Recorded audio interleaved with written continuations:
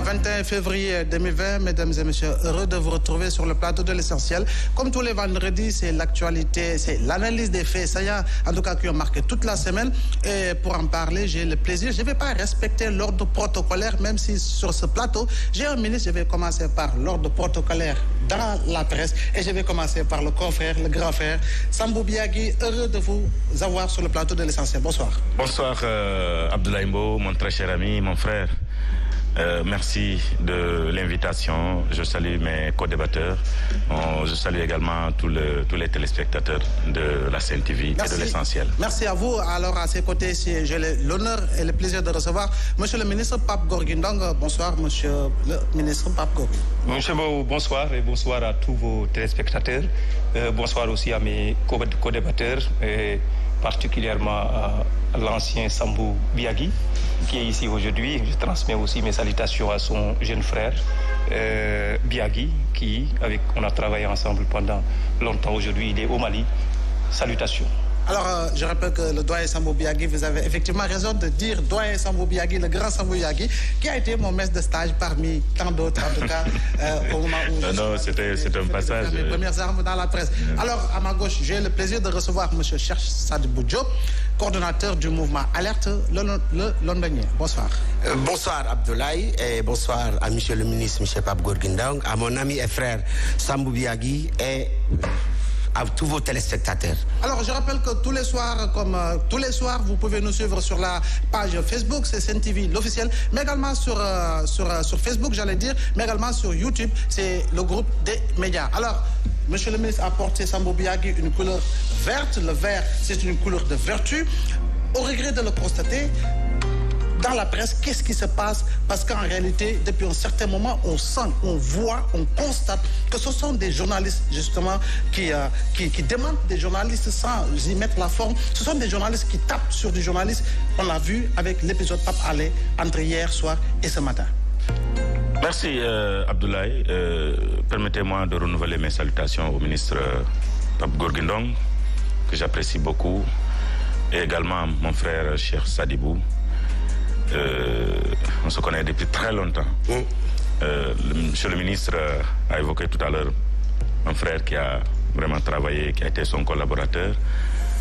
Mais c'est un homme exemplaire que vraiment j'ai beaucoup d'appréciation positive sur la personne de Pape Gorgui Ndong, monsieur le ministre. Alors, revenant sur la question, c'est triste de le constater. Je suis peiné vraiment de le constater. Je pense que nous devrions former une équipe. Nous sommes une seule corporation, nous avons une seule famille, c'est la presse. La famille de la presse doit être unie. Aujourd'hui, regardez du côté des enseignants. Quand un enseignant est poursuivi, c'est tout le monde qui se lève. Les universités, si quelqu'un a des difficultés, c'est tout le monde qui se lève. On l'a constaté avec le docteur Babacar Diop. Voilà, justement, qui a libéré Dr Babacar Diop? Ce sont ses amis, ce sont les universitaires, en réalité, qui l'ont libéré. Mais aujourd'hui, je suis en train de constater tout simplement que la presse est en train de se diviser ou d'être divisée. Et c'est malheureux de le constater. Je pense aujourd'hui que l'essentiel, c'est le métier. Le métier de journaliste. Le métier, nous qui sommes aujourd'hui un tout petit peu doyens, nous avons aujourd'hui l'obligation de revoir les choses. En quoi faisant? En appelant tout le monde autour de l'essentiel. L'essentiel, c'est de valoriser cette corporation, cette presse qui est aujourd'hui dénigrée par d'autres qui ne sont pas de cette corporation, excusez-moi de la répétition. C'est l'affaire Pape Alé qui est au cœur de ce débat. Personnellement, moi, j'étais très gêné quand j'ai appris l'information. Je me suis déplacé. Je suis allé au commissariat central, à la section de la circulation, des accidents de la circulation. Avant d'y arriver, j'ai d'abord appelé Pape Alé, avec qui on a parlé longtemps au téléphone. Je me suis déplacé pour aller voir l'accident. Par la suite, je suis allé donc au commissariat central. Heureusement, j'ai trouvé quelques confrères, deux. Et moi, ça fait 3 pour un journaliste qui est interpellé. Certains vont me dire, il faisait nuit, il faisait tard, je suis d'accord. Mais ce qui est surtout gênant dans tout ça, c'est que des informations fusaient de partout. Et je lisais plein de choses. Moi qui suis sur place, je n'ai jamais imaginé qu'on allait peut-être divulguer certaines informations inexactes sur un confrère. C'est malheureux. Et moi-même, je prenais la peine d'établir la vérité dans un groupe où nous sommes tous dedans. Chaque 20 minutes, j'envoie une information pour que tout le monde soit au même pied d'information. Mais malheureusement, je vois dans notamment des sites d'information que Papa Alé est ivre, Papa Alé est envoyé à l'hôpital, des informations vraiment qui n'honorent pas, en tout cas le traitement n'honore pas cette presse, n'honore pas ces grands messieurs qui se sont donnés corps et âme pour faire du Sénégal, pour faire de la presse du Sénégal une presse libre dans un pays démocratique. Donc c'est malheureux de le constater. J'en appelle en tout cas à la sérénité, à la sérénité et également à l'union. Oui. J'ai besoin de ce mot. D'accord, c'est important. Alors, on le sait, monsieur le ministre, je ne vais peut-être pas vous interpeller directement, mais je vais beaucoup plus élargir parce que chaque personne, chaque citoyen sénégalais aurait choisi son domaine de compétence. Nous avons choisi d'être journalistes, vous avez choisi d'être dans d'autres secteurs. Alors, pour vous, que peut représenter la notion de confraternité? Merci beaucoup, M. Mbaye. M. Mbou, tu me permets d'ailleurs de saluer mon co-débatteur, Cheikh Sadibou Diop, qui est le président du mouvement Alerte. Merci beaucoup aussi au doyen Sambou Biagui. C'est vrai qu'il faut constater et remarquer que chaque corporation a besoin d'abord d'unité, de solidarité. Et ça, à toute épreuve, à tout moment. Quelle qu'en soit la situation, quand on partage le même métier, quand on fait le même boulot, quand on est confrère, quand on est collègue, on doit aujourd'hui avoir la notion de solidarité, quelles qu'en soient les situations dans lesquelles nous pouvons être. Cela n'empêche pas à chacun aujourd'hui d'enlever un tout petit peu, pour le cas spécifique de Pape Alé Niang, c'est un journaliste. Tous les journalistes aujourd'hui doivent faire bloc pour démontrer leur solidarité envers Pape Alé Niang. Cela n'enlève en rien du tout quand même votre rôle d'informer les populations. Mais d'informer juste. Et vous avez vu comment c'est difficile. Comment maintenant c'est difficile quand il s'agit de parler de son confrère journaliste. Où aujourd'hui on évoque des informations fausses qui sont divulguées. Heureusement qu'il a des confrères qui peuvent être sur des plateaux pour rétablir la vérité. Et parfois on peut faire ça à un homme politique. On peut faire ça à un citoyen lambda. Où on prend des informations comme ça qui n'ont pas été vérifiées, des informations qui ne sont pas du tout exactes, qu'on divulgue dans la presse, fut-il un confrère, c'est vraiment difficile. Ça fait mal quand on nous fait porter quelque chose qui n'est pas, quelque chose qui est inexact. Donc, rappeler tout simplement le sens de responsabilité à tout niveau. Qu'on soit journaliste, qu'on soit homme politique, qu'on soit sénégalais lambda, tout le monde a la responsabilité de dire que voilà, devant l'histoire et devant les hommes, je suis le seul responsable de mes actes. En tout cas, il est important, il est urgent, en tout cas, de barrer la route justement au mot de la boîte de Pandore. Alors, chez Sadibou, pour fermer cette fenêtre et pour en ouvrir une autre, votre position, votre avis? Vous savez, je suis très mal placé pour apporter un jugement de valeur sur ce qui s'est passé. Pour la bonne et simple raison, c'est des journalistes qui se battent entre eux. C'est d'un. Et deuxièmement, quelle que soit la gravité des faits, moi j'ai un respect incommensurable pour la presse. Parce que je rappelle que je suis acteur depuis 1988 et les combats démocratiques ont été gagnés au Sénégal grâce à la presse, notamment en 2000 et en 2012. Alors j'ai beaucoup de respect pour la presse, je préfère ne pas me prononcer là-dessus. Par contre, ce que je peux dire avec une assurance tranquille, c'est qu'il est urgent aujourd'hui que les gens reviennent à l'orthodoxie.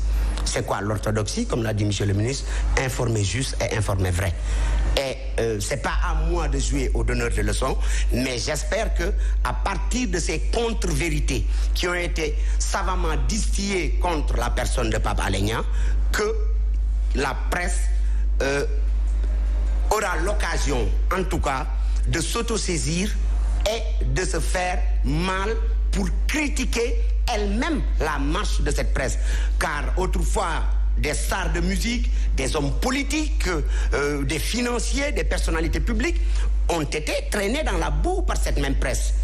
Et aujourd'hui, c'est pas parce que c'est Pape Alé Niang qui est traîné dans la boue que vous, en tant que journaliste, vous nous interpellez. Je pense que c'était en amont qu'il fallait le faire. Et aujourd'hui, j'en profite. Si on vous interpelle, ce n'est pas uniquement pour parler justement de la presse ou du journaliste Pape Alé Niang. Comme je l'ai fait avec monsieur le ministre, à Sambou Biagui, j'ai posé une question exacte parce que c'est un confrère. À monsieur le ministre, j'ai posé une question et je lui ai dit de manière beaucoup plus élargie et je m'inscris dans la même lancée. Mais l'occasion, c'est le cas Pape Alé Niang. Voilà. Alors, j'en profite tout simplement pour dire aux journalistes de manière générale que ce soit les hommes ou les femmes publiques, d'abord, ils sont pères de famille, maman, papa. Alors, avant de distiller certaines informations, il est important d'en vérifier la véracité. D'accord. Alors, comme disait... très rapidement. Juste ajouter, parce que... Oui, très rapidement, en une minute. Alors, ce qu'il faut rétablir également, ils ont dit que Pape Alé était ivre. Pape Alé n'était pas ivre. Ils ont dit que Pape Alé s'est blessé. Pape Alé n'a pas été blessé. Ils ont dit que Pape Alé a été envoyé à l'hôpital. Pape Alé n'est pas allé à l'hôpital. Pape Alé était devant le lieutenant chargé du dossier qu'il a entendu de 20h jusqu'à 5h du matin et a continué jusqu'à 10h pour sa libération. Il n'y a aucune charge contre Pape Alé Niang. Ce que j'aimerais véritablement rétablir également, c'est que dans cette presse, nous avons ce qu'on appelle des électrons libres. Ça, il faut le dire. Et il faut le dénoncer. Et c'est surtout dans certains sites qui se disent sites d'information et que derrière, il n'y a aucun journaliste. C'est des gens qui sont là, qui se disent journalistes alors qu'ils ne sont pas journalistes. Ils ont juste eu la chance d'ouvrir un site d'information. Des sites, il y en a plein. Je suis membre de l'APPEL, l'association de la presse en ligne. On en a débattu. Mais aujourd'hui, il n'est plus question de l'APPEL de régler cette affaire-là. C'est plutôt à l'État du Sénégal. Je pense qu'à l'occasion d'un séminaire à Saly, nous en avons parlé.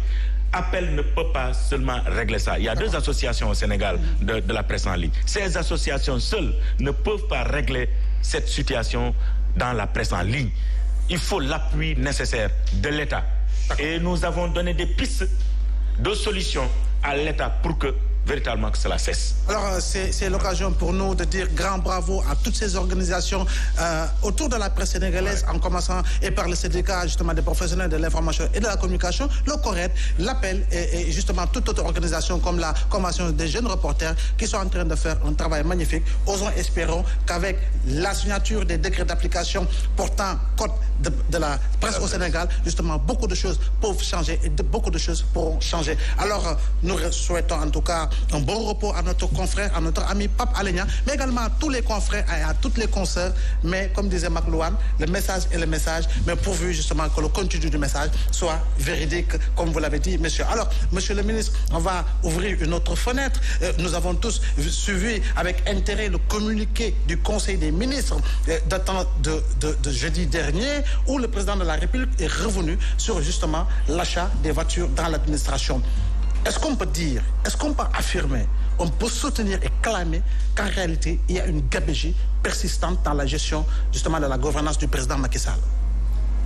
Merci beaucoup. Parlant déjà dans la même ligne, je dirais tout simplement que ce qui est valable aussi pour tous les gens de la presse qui aujourd'hui on demande beaucoup de courage, c'est la même chose que je vais demander aux hommes politiques qui ne cessent de recevoir certainement un traitement un peu particulier dans la presse ou autre, qu'ils soient forts, résistants, rétablir aussi par rapport au communiqué ce qui se passe avec le président de la République. J'ai lu dans la presse, dans cette même presse, des titres comme le président en colère et contre la gabegie, freine l'achat des voitures.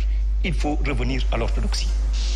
Et savoir que le président de la République ne peut pas aujourd'hui être en colère par rapport à quelque chose qui est inscrit dans le budget. Quand on parle, on doit retourner aux fondamentaux pour savoir que l'État du Sénégal, dans le cadre d'un budget, il s'agit des prévisions de recettes et de dépenses. Avec une loi de finances présentée à l'Assemblée nationale où les députés votent et donnent le cutus au gouvernement d'exécuter son budget. Donc il arrive, comme toujours et comme souvent, que le président de la République, dans cette loi de finances, réaménage l'affectation de budget. Et ça se fait au quotidien. Ce n'est pas quelque chose de nouveau.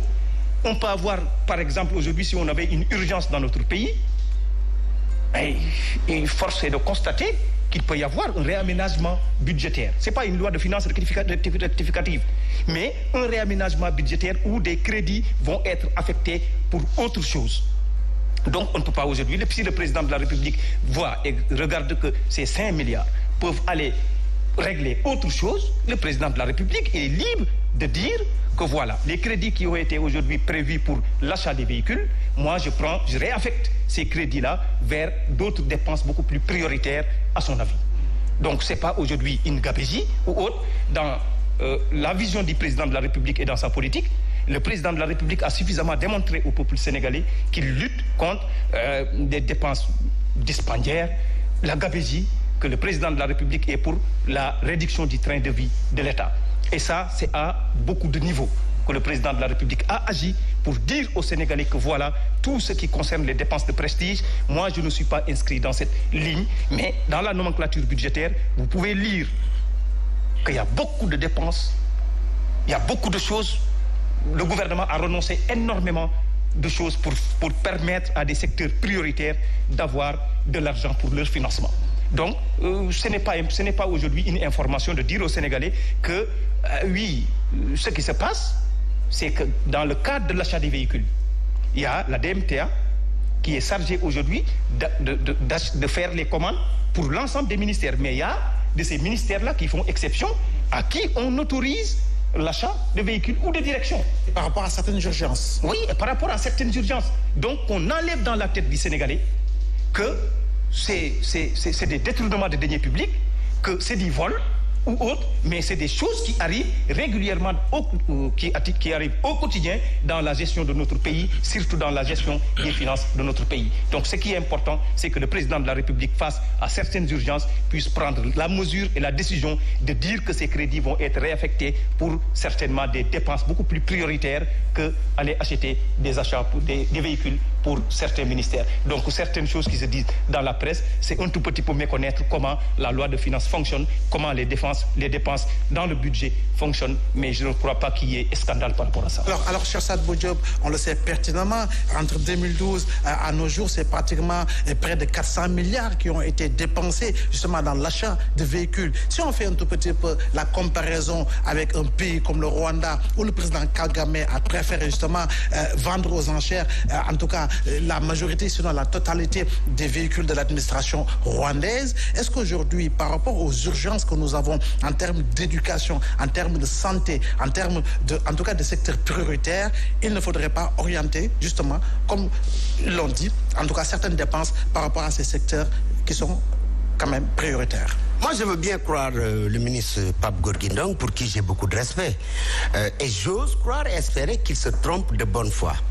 Et pourquoi? Si il se trompe de bonne foi, et je m'en vais vous l'expliquer. Si aujourd'hui, d'autres priorités, comme il l'a si bien dit et expliqué, voient le jour et que son Excellence le président Macky Sall a l'obligation de réorienter ce budget ailleurs, je suis d'accord. Mais par contre, là où il y a incohérence, au même moment, l'État du Sénégal a contracté un dette avec la Standard Chartered Bank pour le stade de Diamniadio à hauteur de 238 millions d'euros. Je suis très à l'aise pour en parler avec Sambou Biagui parce qu'il s'y connaît en sport. Ce qui fait que le stade de Diamniadio, au moment où nous n'avons pas de salle de classe pour les élèves, au moment où se soigner est devenu un luxe, au moment où nos jeunes diplômés pour trouver du travail est un luxe, on est en train de contracter une dette de 238 millions d'euros. Ce qui fera du stade de Diamniadio le 12e stade, je dis bien, non, le 13e stade le plus cher d'Europe, derrière le stade Nou Camp. Quelle est cette priorité? Quelle est cette urgence? Et comment est-ce que cette dette a été contractée? Quel est le taux d'intérêt? quels sont les hommes d'affaires et intermédiaires sénégalais qui en ont bénéficié. Alors voilà pourquoi je trouve incohérent l'approche de M. Pape Gorgui Ndong, le ministre, qui veut défendre le président Macky Sall. Si pour sauver 5 milliards, son Excellence a contracté un prêt de 238 millions d'euros au niveau de la Standard Chartered Bank pour juste construire le stade olympique de Diamniadio, il y a incohérence. Ça, c'est deux. Deuxièmement, au moment où il y a d'autres priorités, que fait cette institution budget du fort, qui est une institution de recasement de militants et d'alliés, le Conseil économique, social et environnemental? Quelle est l'urgence, la priorité, la fonctionnalité du Haut Conseil des collectivités territoriales, qui a un budget de 6 milliards de fonctionnement par an, si ce n'est pour recaser des alliés et des militants de la première heure, alors qu'il y a d'autres priorités? Je ne comprends pas si vraiment le président Macky Sall veut arrêter le train de vie de l'État, veut arrêter la gabegie. Il y a une autre façon de faire que juste de réorienter une dépense de 5 milliards. 5 milliards, ça n'a rien à voir quand même avec le fameux montant 238 millions d'euros contracté à un taux d'intérêt X. Vous savez comment fonctionnent les banques, c'est juste pour se faire du bénéfice. Alors voilà pourquoi je ne suis pas d'accord avec M. le ministre. Alors l'addition Sambou Biagui de la mélodie et de la symphonie ne peut être que rythmique. Je rappelle que Cheikh Sadibou Diop est un grand fan de Jimi Hendrix. Mais alors, Sambou Biagui, à ce niveau, que faut-il justement comme dépense prioritaire pour que l'on puisse penser que nous sommes justement dans l'ordre des dépenses somptuaires? Vous savez, moi je pense d'abord l'essentiel c'est de prendre une décision. Je pense que moi je peux considérer comme ce qu'a fait le président de la République une décision. Maintenant, une décision qu'il va falloir élargir à d'autres niveaux. Je veux dire par là, je suis parfaitement d'accord qu'il faut effectivement arrêter ces achats de véhicules. Parce que, contrairement à ce que dit M. le ministre, il est dans la forme, hein, dans l'administration, on comprend.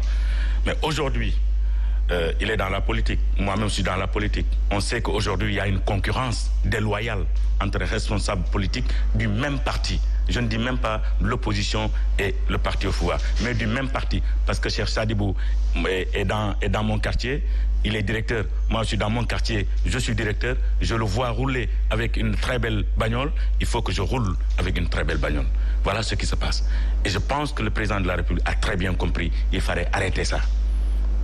Il fallait arrêter, il fallait prendre une décision. Et la décision qu'il a prise, pour moi c'est une décision qu'il a prise en Conseil des ministres, est une décision qu'il faut saluer. M. Sadibou, M. Diop a parlé tout à l'heure, a pris l'exemple du stade. Peut-être je ne serai pas d'accord avec lui. On va y revenir tout à l'heure, si vous, avec votre permission. Oui, avec plaisir. Hein? Avec plaisir. Avec plaisir. Maintenant, ce que j'en déduis, en tout cas, dans ce que Cheikh Sadibou et M. le ministre ont dit, c'est que tout simplement, aujourd'hui, au Sénégal, nous avons besoin de la très bonne information dans l'administration du Sénégal. Parce qu'encore une fois, nous avons, à mon avis, une administration qui est en train de vieillir et qui est en train de faire du copie-coller. C'est ça la réalité. Qui ce n'est pas seulement avec Macky Sall. C'est-à-dire c'est des gens qui sont là depuis Senghor et qui sont là, qui ne font que du copier-coller. Comme m'excusez, mais pas tout le monde. Mais j'ai l'impression en tout cas que nous avons une administration qui est en train de vieillir et qu'aujourd'hui, il faut véritablement revoir tout cela pour que ça colle avec la modernité, c'est-à-dire la manière dont on gère les ressources financières. Oui, monsieur le ministre, vous vouliez ajouter quelque chose très vite parce que... Oui, voilà, bien évidemment. Bien évidemment, M. Mbo, puisqu'il faut rétablir aussi la vérité par rapport à l'intervention de M. Cheikh Sadibou, qui un tout petit peu mélangé par rapport au contexte de ce que nous sommes en train de dire. Le président de la République, dans sa politique, peut quand même réaffecter ou faire un réaménagement budgétaire. Ça, il n'y a aucun souci, ça se fait au quotidien. Maintenant, parler des 5 milliards pour l'achat des véhicules, les comparer par rapport à un stade, ça, ce n'est pas la même chose. Ce n'est pas du tout la même chose. Les sports aussi est un département ministériel et qui occupe énormément de monde dans notre pays. Si notre pays est composé de plus de 65% de jeunes, Construire un stade pour la jeunesse sénégalaise n'est pas de trop. Ça ne peut pas être de trop. Et les crédits qui vont être la dette de l'État, ça se fait dans une planification qui n'a rien à voir avec les 5 milliards qu'on devrait aujourd'hui allouer pour acheter des véhicules. Heureusement que nous avons un président de la République qui sait prendre des décisions. Et ce qui est important, c'est ce qu'a relevé M. Biagui tout à l'heure, que le président de la République a pris la mesure de dire non. Je dis non à cette dépense. Mais il faut reconnaître, M. Mbou, que le problème de l'achat des véhicules au Sénégal se pose. Il se pose avec beaucoup d'acuité. Le Sénégal dépense énormément d'argent dans l'acquisition de véhicules. Et le président de la République en a fait état, en a parlé un jour, et le président de la République souhaite aujourd'hui engager ces réformes que certains pays ont réussi. De 400 milliards oui, en 8 ans. Certains pays ont réussi des réformes permettant aux travailleurs d'avoir son véhicule et de ne plus assujettir à l'État la maintenance de ces véhicules-là. Vous savez, acheter un véhicule est une chose. Mais ce qui coûte cher à l'État du Sénégal, c'est la maintenance de ces véhicules-là. Et c'est le maintien et la maintenance de ces véhicules. Donc si l'État au Sénégal, dans sa réforme, peut engager des réformes pour amener le travailleur, l'agent, à avoir son véhicule et qu'il y ait un plan d'acquisition de véhicules propriétaires, exploitants propriétaires, qui va s'occuper de son entretien, non seulement ça va se déterminer dans la durée, puisqu'on va dire que ça m'appartient à moi, ça n'appartient plus à l'État, ça m'appartient. Donc en ce moment, il y aura beaucoup plus d'entretien, beaucoup plus de suivi pour voir effectivement comment diminuer les dépenses de l'État. Et concernant maintenant la réduction des dépenses de prestige de l'État, ça n'a rien à voir aussi avec l'achat des véhicules. Là, le président de la République a engagé beaucoup de réformes dans ce pays, en commençant d'abord par la présidence de la République. Le téléphone, tout le monde sait ici combien le téléphone coûtait à l'État du Sénégal. La réduction du train de vie de l'État aussi va avec la suppression de 59 agences que le président de la République avait fait pour amener le gouvernement à diminuer toutes ces dépenses de prestige. Donc le président de la République s'est inscrit dans ce créneau depuis très longtemps et cela lui permet au moins ces réductions d'investir dans d'autres secteurs qui étaient laissés en rade depuis très longtemps. Mais quand même, faire bénéficier de la jeunesse sénégalaise d'un stade digne de son nom, si aujourd'hui cette jeunesse ne mérite pas ça, je ne vois pas, alors que toutes les révolutions du Sénégal ont été engagées par la jeunesse sénégalaise, et dans le domaine des sports, il y en a énormément de jeunes qui s'activent dans ce domaine. Donc, la jeunesse sénégalaise mérite d'avoir Santiago Bernabéu, la jeunesse sénégalaise mérite d'avoir les stades de France ou autres. Donc je ne vois pas que ça soit une dépense de prestige pour la jeunesse. Alors, monsieur le ministre, restez sur les gradés, hein, ne descendez pas. Par contre, cher Sadbou, vous êtes déjà sur le terrain. Alors, on le sait pertinemment, c'est pratiquement pour le Sénégal plus de 9 000 milliards, en tout cas en termes de dette aujourd'hui. 9 114, exactement. Oui, exactement. Alors, 156 milliards investis dans un stade, on en a déjà parlé, on continue d'en parler, on continuera d'en parler. Mais est-ce que vous ne pensez pas qu'aujourd'hui, que nous devons dépasser le stade de la cérémonie de la pose de la première pierre par le président de la République?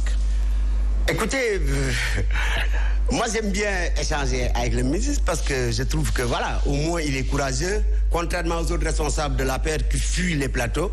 Mais je vous invite toujours, monsieur le ministre, à vous départir de votre casquette de militant et de n'être militant que du Sénégal. Le stade le plus cher d'Europe, c'est le Stadium Emirates d'Arsenal. Il a coûté 689 millions d'euros. Ce n'est pas celui de Tottenham, par Non, contre? c'est celui d'Arsenal. 689 millions d'euros. Alors, pour avoir un peu surfé dans le monde du football professionnel, je connais un peu comment ça se passe. Les jeunes du Sénégal méritent plus que ce stade. Mais il y a quelque chose de plus prioritaire. Vous avez été ministre, vous avez participé à plusieurs conseils des ministres, vous savez comment ça marche. Avec la signature du Sénégal, Monsieur Amadou Hott, qui est mon jeune frère, que je salue au passage, avec toute son intelligence, a pu revenir au Sénégal avec un prêt de 238 millions d'euros. Avec la signature du Sénégal et cette même démarche, nous pouvions obtenir ce même prêt destiné à l'éducation, à la santé, à l'agriculture et à l'emploi des jeunes. Alors, pourquoi est-ce que ça coûte énormément cher en Europe? Parce qu'il y a dans le sport ce qu'on appelle les sources financières, qui sont de 4 types. La billetterie, Sambou Biagui ne me restera pas mentir parce que c'est un journaliste sportif. Le merchandising, les droits de retransmission télé et le sponsoring.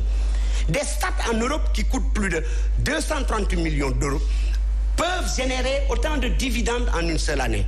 Je te rappelle qu'un championnat comme le championnat d'Angleterre, le billet le moins cher coûte 40 000 francs CFA. Dans un stade d'une capacité de minimum 50 000 spectateurs. En milieu professionnel, en Angleterre surtout, le sponsoring, le moins cher, c'est le stade de Reading. 1 mètre carré la minute à 7 000 livres sterling. 1 mètre carré la minute à 7 000 livres sterling. Mais ces stades peuvent générer l'argent et rembourser. Emirates Stadium fut remboursé par Arsenal en 5 ans sur un prêt de 689 millions d'euros. Un stade comme le stade de Diamniadio. Dites-moi, quelle est l'activité sportive qui va nous permettre de rembourser cet argent? C'est ma seule inquiétude. Je n'ai aucun problème, encore une fois de plus, aucun problème avec des stades construits pour notre jeunesse. Mais que ces stades soient construits à la hauteur de nos performances économiques. Que ces stades soient construits selon nos priorités. Monsieur le ministre, vous le savez très bien, vous êtes de Pikine. Il n'y a pas un stade capable à Pikine aujourd'hui de générer plus de 10 millions par match. Que ce soit la lutte, que ce soit la boxe, que ce soit l'athlétisme, il n'y en a pas. Parce que le sport n'est pas encore une industrie. Le développement sportif est strictement lié à la croissance économique des pays.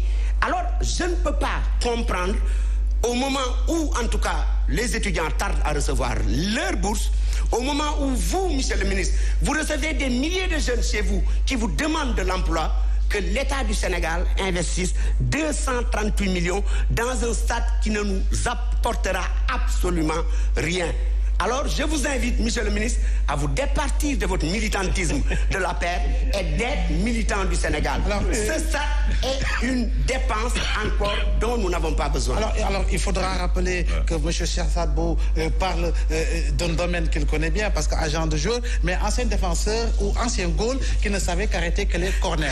Alors Sambou Biagui, moi je reviens à la question que j'ai posée, parce qu'on le sait, à chaque cérémonie de pose de la première pierre par le président de la République, c'est toute la République qui est mobilisée. C'est le gouvernement, c'est l'Assemblée nationale, c'est le Conseil économique, etc., etc. Ce sont les DG, ce sont les PCA, mais également c'est cette mobilisation de jeunes qui nous viennent de la banlieue, qui nous viennent des autres quartiers périphériques. Alors, tout cet ensemblement, une journée morte économiquement pour le Sénégal, est-ce qu'il ne faudrait pas penser justement à une autre manière, justement, lorsqu'il s'agit de la pose d'une première pierre concernant tout édifice?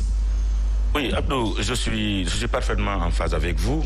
Je pense qu'aujourd'hui, il va falloir revoir les cérémonies de pose de la première pierre, au lieu de faire tant de folklore avec une mobilisation, avec des tentes, parce que moi, l'installation que j'ai trouvée là-bas quand même, c'est beaucoup d'argent. Par contre, là où je ne suis pas d'accord avec Cheikh Sadibou, c'est la construction d'un stade. Je pense que j'ai fait tous les continents. Je dis bien tous les continents. Les 5 continents, je les ai faits. Je les ai faits et c'est pour couvrir en premier le sport. J'ai fait beaucoup de pays d'Afrique qui ont abrité de grandes compétitions. J'ai vu ce qu'il y a là-bas. Quand je vois ça et que je reviens au Sénégal, j'ai honte. J'ai honte parce que mon pays n'a même pas le tiers de ce qu'un pays, un autre pays qui est à côté. Ah. Si aujourd'hui, je me retrouve avec un Dakar Arena, je me retrouve avec un stade olympique, je ne peux qu'applaudir. Parce qu'encore une fois, prenez 3 axes prioritaires du développement d'un pays. Nous allons prendre la santé, l'éducation, la culture. Non, la culture. Ces 3, le sport seul peut réaliser ces 3. Si vous permettez, je m'explique. Aujourd'hui d'ailleurs, le président de la République hier a demandé à ce qu'on relance l'UASI. Je suis un produit de l'UASI, le score universitaire. Lui, il est un produit de l'UASI. Les grands champions du Sénégal qui ont fait le sport du Sénégal sont des produits de l'UASU. L'UASU, c'est quoi? C'est l'éducation, à travers le sport. Et à travers la culture. À travers la culture. Vous avez ensuite quoi? Vous avez la santé. La santé, on dit la santé avant tout. Le premier médicament d'un homme, ou en tout cas d'un individu, c'est le sport. Faites du sport. Faites du sport, vous allez rester pendant longtemps, vous n'êtes pas passé à la pharmacie. Qu'est-ce qu'il a fait? C'est le sport. Donc aujourd'hui, avoir un stade comme ça, je ne suis pas dans la comparaison. Moi, je n'entrerai pas dans la comparaison, ce stade vaut ça, ce stade vaut ça. Je dis tout simplement, je ne suis pas d'accord pour le cérémonial, hein, avec tout ce qui se fait, machin, parce que qui viennent là-bas, ce sont les hommes politiques, ce sont les responsables politiques qui viennent avec leurs militants, avec des pancartes, pour montrer au président, voilà que nous sommes là. Voilà, c'est ça. Mais par contre, l'infrastructure, pour moi, nous en avons besoin. Le Sénégal est à un niveau où on a besoin d'infrastructures. Vous savez, cette place du Sénégal en football, le Sénégal ne la mérite pas. Je le dis haut et fort. Le Sénégal ne mérite pas ça parce que le Sénégal n'a pas les infrastructures qui font ses sportifs. Si on a ces résultats dans le football et dans d'autres disciplines, ça veut dire tout simplement que si on a des infrastructures, on peut encore soulever des montagnes. Donc pour moi, vraiment, les infrastructures, il faut en construire. Par contre, très rapidement, oui. Par contre, moi, honnêtement, je ne suis pas d'accord Dakar Arena à Diamniadio. Personnellement, je ne suis pas d'accord. Pour moi, le lieu indiqué, c'était le stade Demba Diop. Pour moi, c'est un paradoxe.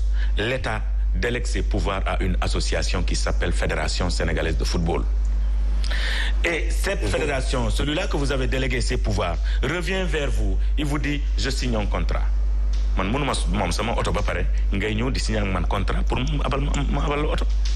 Ça appartient à l'État du Sénégal. À l'État du Sénégal de réaliser cette infrastructure. Pour moi, le stade du Sénégal devrait être réalisé sur le site de Demba Diop et Marichou Ndiaye pour que véritablement que l'infrastructure soit au cœur des sportifs, parce que Dakar, depuis qu'on a construit, il est très difficile d'organiser des manifestations. Maintenant, je clôture. Maintenant, je suis d'accord avec le président de la République qui investit sur la jeunesse, investit pour l'avenir. Qui investit à Diamniadio, investit pour l'avenir. Je suis d'accord avec toi en employant justement. D'accord. Alors j'espère que le président nous suit et qu'il répondra à ma question. Est-ce qu'il fait matinalement du sport? J'allais dire, est-ce qu'il regarde tous les jours, en tout cas les différents championnats au Sénégal ou en Europe? Parce qu'il a parlé d'une CAN sur 4 ans. C'est juste peut-être un lapsus. On sait pertinemment que le Cameroun, la Côte d'Ivoire et la Guinée organisent respectivement les prochaines Coupes d'Afrique des Nations. Alors, monsieur le ministre, pour ne pas trop nous attarder sur cette question, je pense bien qu'on peut siffler la fin de ce match-là quand même et un tout petit peu parler de votre jardin à vous, monsieur le ministre, parce qu'on le constate depuis quelques jours, une levée de bouclier au niveau de l'Alliance pour la République. Nous avons entendu des responsables dire qu'il y a des cellules dormantes dans votre formation politique, autrement dit, ceux-là qui lorgnent le fauteuil justement du président Macky Sall. Merci beaucoup, je crois que vous êtes très très intelligent pour glisser cette question-là, mais permettez-moi tout simplement pour une minute de revenir un tout petit peu sur ce que Cheikh Sadibou disait tout à l'heure, qu'il a bien articulé, il a très bien articulé. On peut comprendre qu'il a beaucoup de connaissances dans le sport, mais cette articulation quand même laisse à désirer par rapport à ce que nous sommes en train de dire. Le Sénégal, la première équipe africaine, mérite un stade. Et là, on devrait applaudir plutôt au chef de l'État, au gouvernement, puisque en Europe et partout d'ailleurs, ce qui se fait, c'est des clubs privés qui investissent sur des stades. Aujourd'hui, c'est le gouvernement du Sénégal, l'État du Sénégal lui-même, qui, à travers ses investissements, qui veut accompagner la Fédération sénégalaise de football, qui veut accompagner tous les acteurs sportifs de notre pays en mettant en place le cadre idéal. D'accord. Il nous reste l'expression de tous les talents sénégalais. Alors, il nous reste moins de 10 minutes. Il ne faudrait pas que je vous donne le carton rouge, monsieur le ministre. Alors, est-ce que vous pouvez revenir? Je vais faire la transition pour vous dire tout simplement que c'est pas aussi mal les mobilisations qu'on fait, mais je suis tout à fait d'accord avec toi. Vous savez, des réformes, c'est un processus. Je suis d'avis que d'ici des années, le président américain, en venant au Sénégal visiter le président sénégalais va l'accueillir au perron du palais présidentiel. Moi, je suis sûr que cette réforme va s'engager un jour et un jour, ça va arriver. C'est pas aussi méchant. Donc, parlant maintenant de la situation qui prévaut chez nous, où certainement certains responsables se lèvent ou certains organismes du parti se lèvent pour accuser des cellules dormantes dans notre parti, il faut comprendre que nous avons un parti politique. Nous avons une coalition de partis politiques. Et ce que je constate avec le regret, avec beaucoup de regret d'ailleurs, c'est qu'on nous a entraînés dans un débat que nous n'avions pas voulu et que maintenant, c'est nous qui sommes restés dans le débat. Tous les autres sont sortis des débats et ils nous ont laissés avec notre débat. Qu'est-ce qui se passe le 3e mandat? C'est-à-dire le mandat prochain. La ligne du parti avait défini clairement qu'on n'en parle pas. Mais je suis au regret de constater que c'est les responsables du parti qui alimentent ce débat-là, puisque l'opposition n'en parle plus. Donc il y a des cellules dormantes. Parler de cellules dormantes, moi je ne comprends pas ce que cela veut dire des cellules dormantes.